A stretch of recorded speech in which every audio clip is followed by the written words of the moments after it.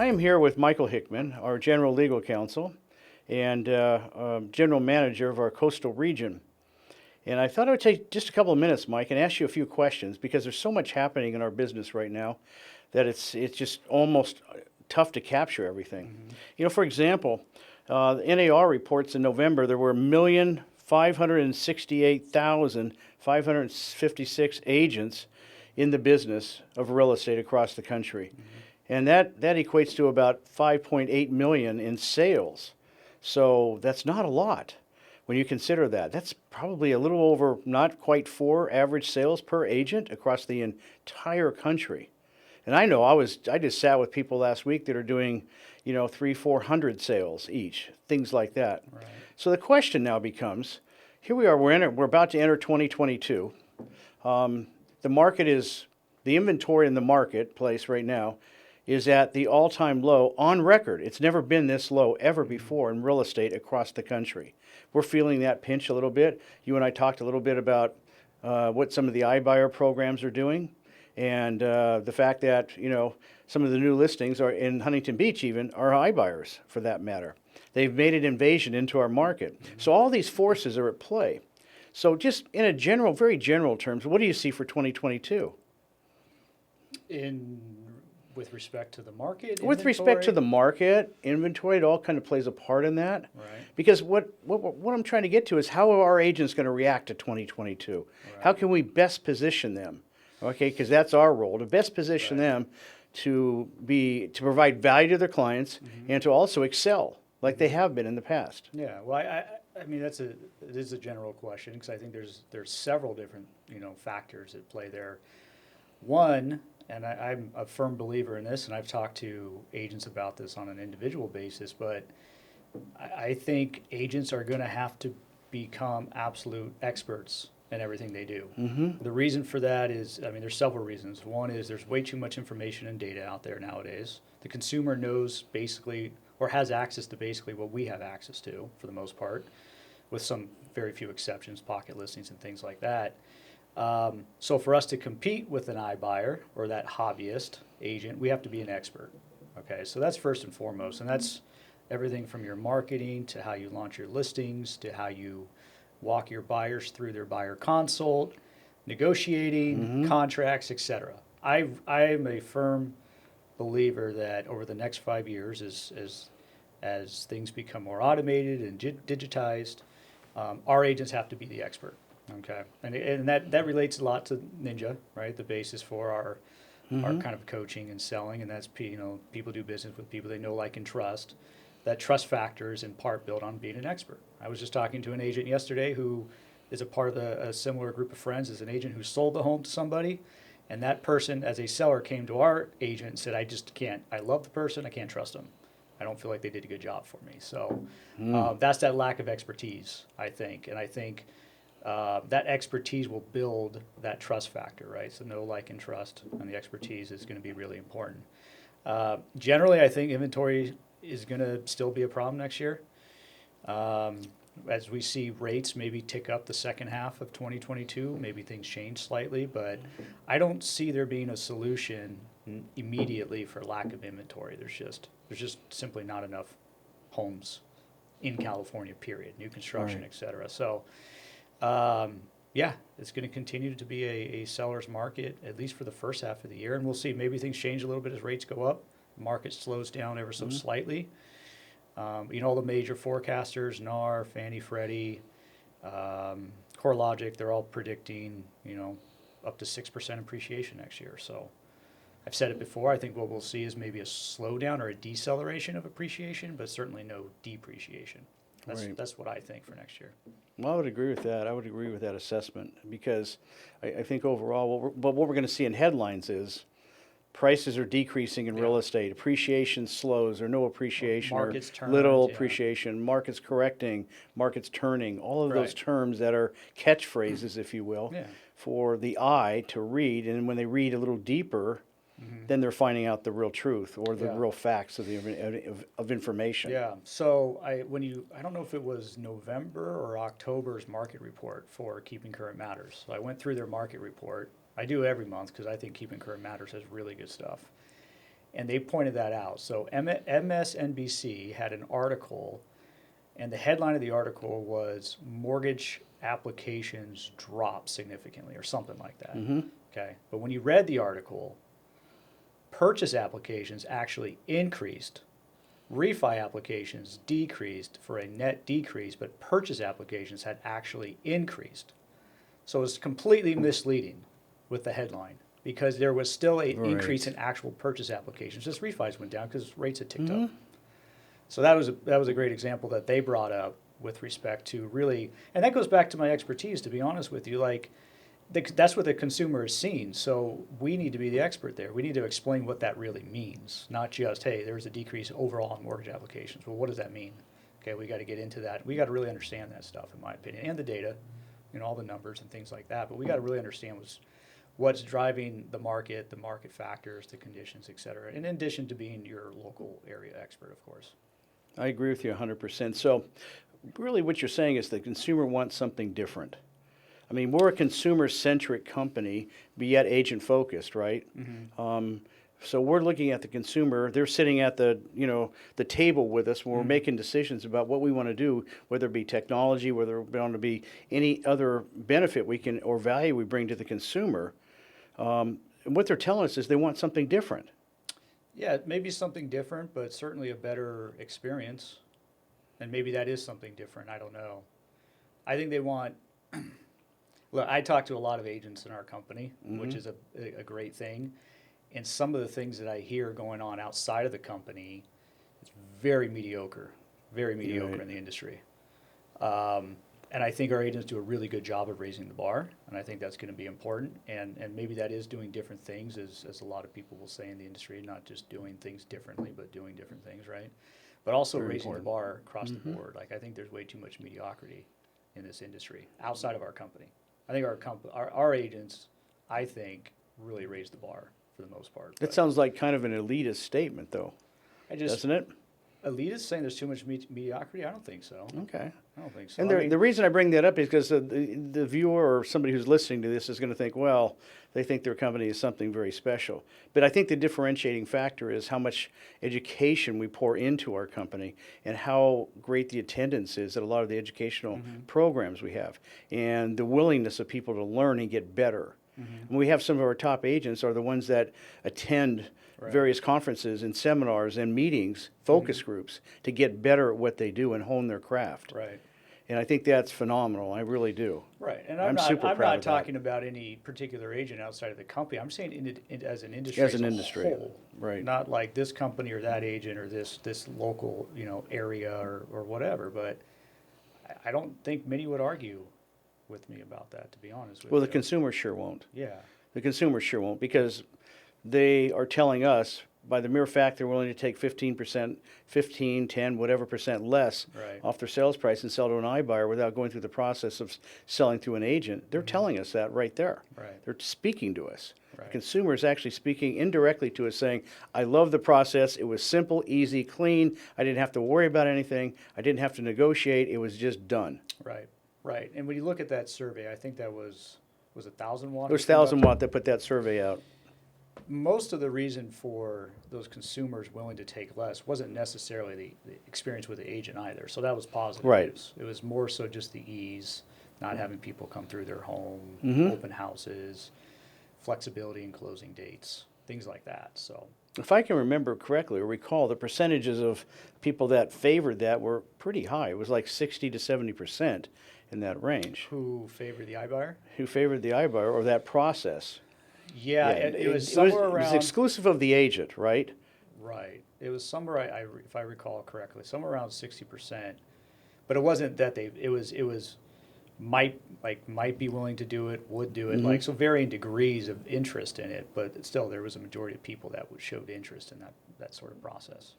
So kind of distilling it down a little bit, the issue is maybe partly agents because of the lack of expertise, right, across the industry, but also it's also the process that we're involved in. I mean, when people don't do inspections up front or don't do the disclosures up front, buyer gets them in escrow. and the fallout ratio at a lot of companies and across the board is as high as 20%, especially with multiple offers. So I think there's ways to safeguard against that. I think we've done a good job at Seven Gables of doing that. Sure. And I think with your help in guiding the agents in terms of the legal side of things, keeping them, on the right side of the line, so to speak, right? So they don't cross that line into a gray area or a sort of dark area, if you will, I think has been really, really valuable. I hope so. Yeah, well, it has been. That's hopefully the value Well, I think proposition I can bring absolutely, for yeah. the company and, all the things that we offer as part of our services here.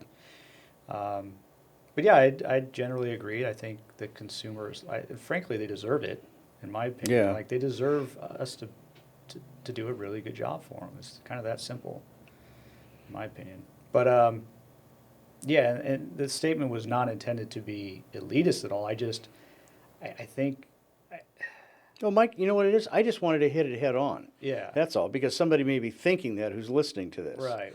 And I just want to tackle it and say, I mean, this is look- not meant to be that way. This is our Yeah. understanding of it. Yeah, I think again, it's industry wide, and I don't think there's anything wrong with saying we want to do it better than everybody else. Like, what's wrong with saying we want to? Yeah, like, there's nothing wrong you with know that what I at mean? all. So That's my always opinion on it. that's It's always been my quest Yeah. with this company, always challenging the status quo and doing it Right. better than everybody else. Right. And I mean, we have our weaknesses at times, Sure. but we sure as heck do it better than just about every company around. Yeah. So At least we're trying to. We're going to fall short because we're human and we make mistakes, but we're trying to be exceptional. So what do you think, moving on now for a moment, Yeah. what do you think will be the big changes in our industry or the new things moving into our industry in 2022? Because I have some thoughts about that. I don't know. I mean, I think we're going to continue to see brokers, not iBuyers, but brokers continue to offer a suite of choices for the consumer. We need to be able to offer solutions for the consumer. Whether it's bridge financing, this knock program, the home refresh program, the iBuyer within a brokerage. I think that's something we're going to continue to see more of just because of lack of inventory. It's a necessity. Sellers don't know where they're going when they put their home on the market sometimes, and so we have to provide some certainty there, and some of those programs do that.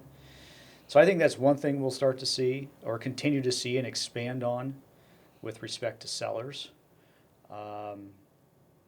What do you think of the cryptocurrencies? Cryptocurrency and more specifically NFTs as they are. Right. The non-fungible tokens. Non-fungible tokens. Yeah, I'm not an expert at all on cryptocurrency. I mean, we've had sellers say, "I'll take Bitcoin in exchange for the sale of my home." Right. Problem is, just from a practical matter, there's very few title companies and things that are willing to insure a pure cryptocurrency transaction. They want it to be cashed out. And then you have the issues of how do you pay a broker's commission? We're not set up to receive Bitcoin at the moment. How do you pay escrows, closing costs? All that sort of stuff, the lender fees, et cetera.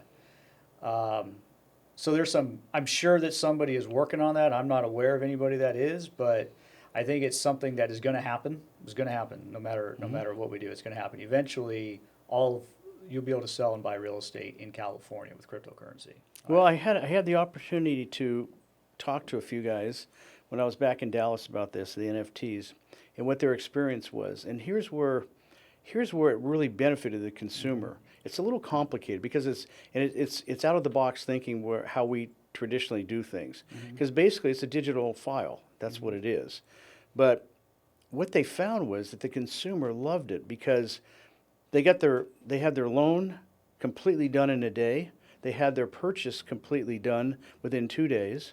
In this particular case, the title company did insure it. But people who don't know their way around that shouldn't be doing it, obviously. For sure. But I can see where this could explode because going back to the very first points we made about the consumer and the process, this takes the pain points out of the process because all the disclosures are in that digital file. Everything's in that digital file up front for the consumer to read, see, listen to, get expert advice on, whatever they need. And then it becomes like a done deal. I'm way oversimplifying it, yes. But I can see that beginning to happen in the future here. And I think Yeah. in 2022, my opinion, that's going to roll out in 2022. There are brokerages now that have a separate division of their company that just will work on either Bitcoin or NFTs, something like that in that space. Yeah. Yeah, I mean, like I said, I'm not an expert on it, so I'm sure there's a solution there, but that means every hand that touches the file has to be willing to accept a cryptocurrency or an NFT as payment and compensation. And I mean, there are obviously whole ecosystems that are built out there around cryptocurrency, so you can do it around the transaction. But I would also say everything you just said that is being handled with you called it a digital file, can be done now in our existing context. SG certified, get everything done up front if you want to, and turn it over. And, I mean, we have agents that consistently use that program that love it, and they've said I've had people tell me I will never have another listing where I don't do it because it makes everything so much easier. So we're already partly there. Now you're just talking about the consideration and how that's being exchanged. So I'm sure there's a solution for it. I'm not an expert on it, and you know, when we get there, is it going to be all types of crypto? Is it going to be just Bitcoin? Is it, I don't know. It's complicated. It's very complicated. complicated Yeah, very because complicated. it's not backed by anything. It's just a Yeah. Let me ask you one last question. So the date today is December 22nd, 2022. Okay, this is a good question. The date is December 22nd, 2022. 12/22/22. You're looking back on 22. What does it look like? on 22. You're looking back on the year of 2022. What does it look like? Well, I think gosh, if you asked me this 2 years ago, I would have been wrong. Yeah, I know. That's the fun So- of doing this. I think what we're going to start to see is a normalizing of things again. I think with the pandemic, what I've seen and read and heard is this is going to turn more into an endemic situation with the vaccines and things like that. So it's not going away. It's going to be like the seasonal flu shot perhaps. But with that becomes normalization again. So I think we're not going to see some of the ups and downs that we've even seen this year with the way that the government reacts to COVID. But as a result of that, I think the markets are going to be a bit more normal. I think we're still going to see, a huge constraint on inventory.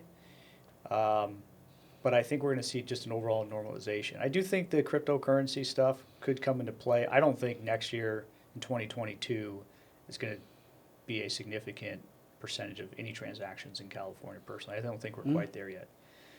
And I think, from the company's standpoint, most forecasts are predicting a very strong real estate market again. So I think we'll be sitting here and thinking it was another good year in real estate, hopefully, regardless of what rates do.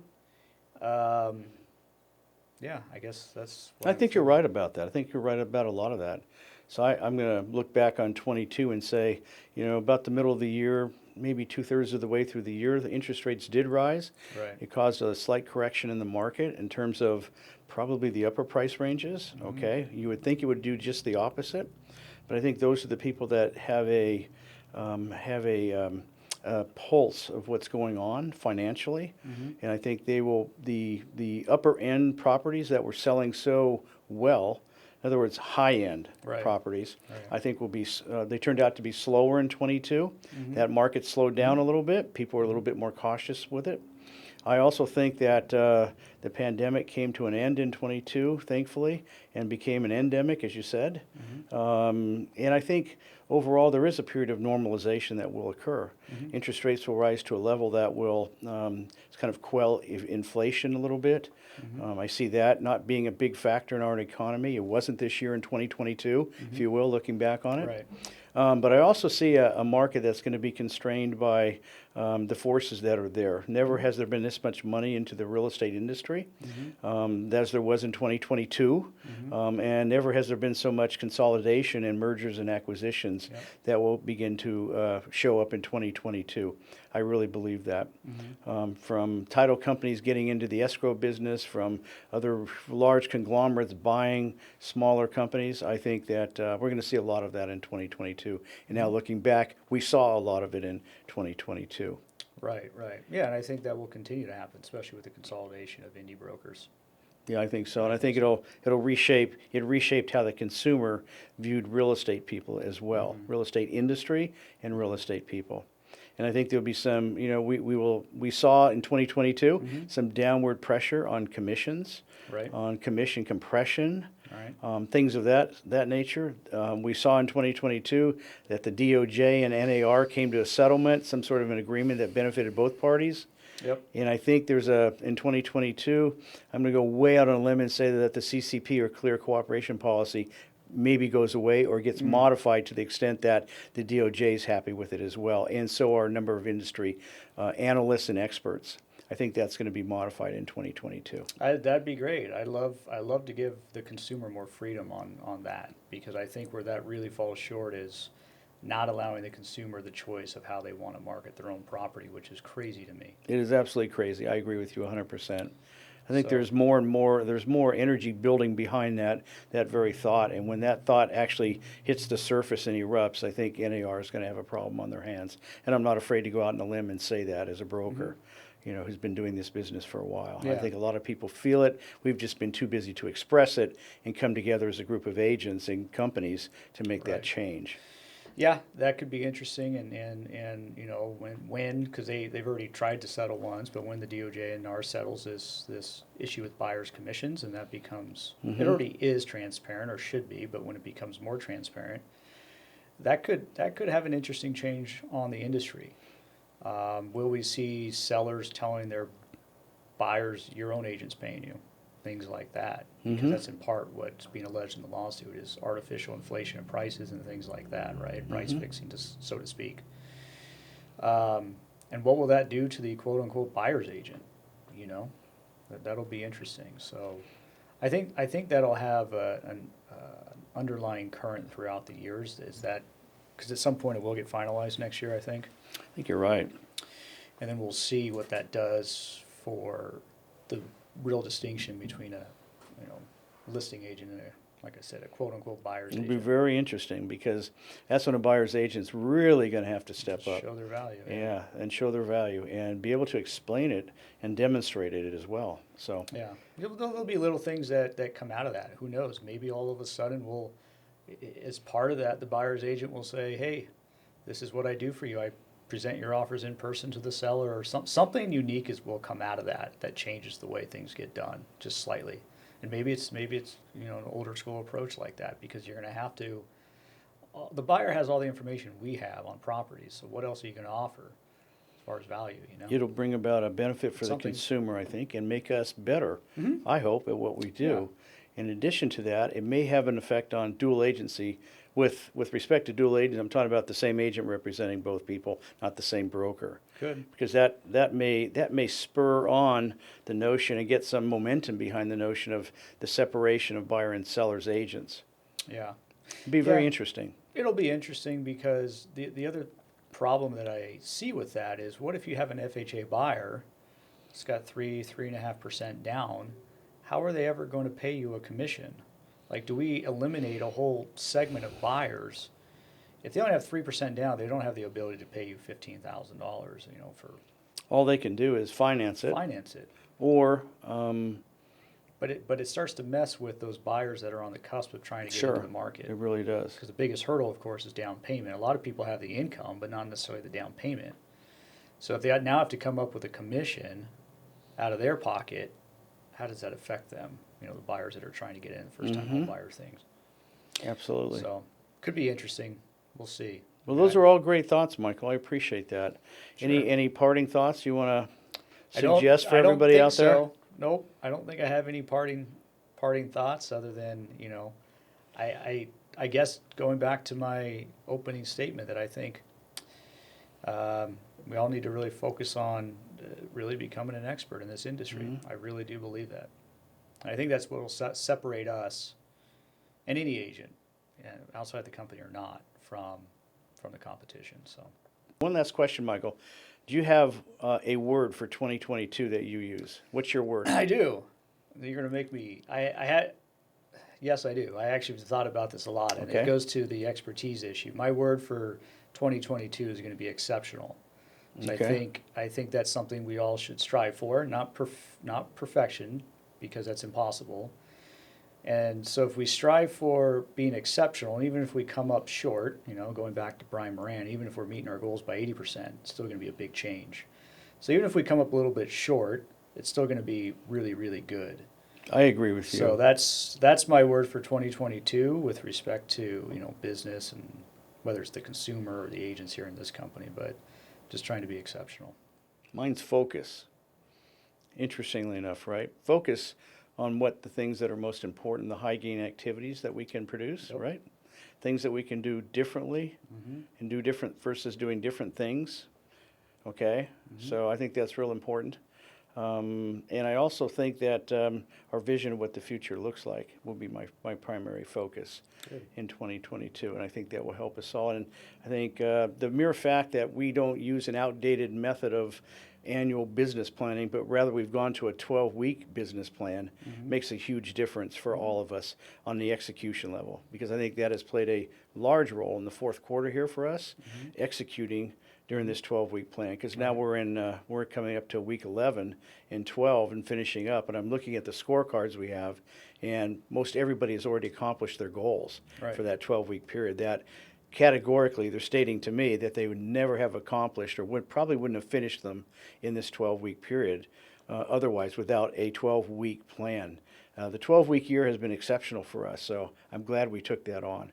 And to have the author of the book come out and speak to us and help our agents, and now follow up for the remainder of, well, not the remainder of, but the start of 2022 and just about mid-year of 2022 will make a big difference for Yep. our agents, I think, our team. I agree. The ones that I've talked to, I think the ones that implement the program and follow through with it will see results. Again, you don't have to be perfect. Right, So the key, though, is implementing the program and actually executing it. right. On a weekly So, basis. On a weekly and daily basis. That's So, right. Yeah, I think the ones that do follow it, I think will be successful. Will improve at a minimum at some level their production and overall, as we like to say, probably outside the business, their quality of life and everything else. But they got to do it. That's right, you We all gotta do gotta it. do it. So, Well, either way we do it, it's better than long-range annual planning. I think agree. that's a notion that has been passed by, and I think it's time with the 12-week year that we're using.